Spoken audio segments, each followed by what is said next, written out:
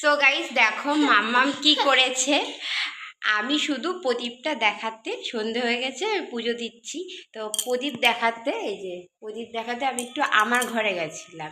আর যেহেতু আমার ভাসুরের ঘরে আমি পুজো দিই, আর আমার ভাসুরের ঘরে কাণ্ডটা একটু দেখো। এই দেখো, একটা প্রসাদ নেই থালাতে। এই দেখো, একটাও প্রসাদ নেই। কে খেয়েছে প্রসাদটা? কে খেয়েছে? তুমি কেন খেয়েছো? এটা তো ঠাকুরের। হ্যাঁ, এটা তো ঠাকুরের। তুমি কেন খেয়েছো? এটা কার? ওই প্রসাদগুলো কার? ঠাকুরেরটা তুমি কেন খেয়েছো মাম্মা?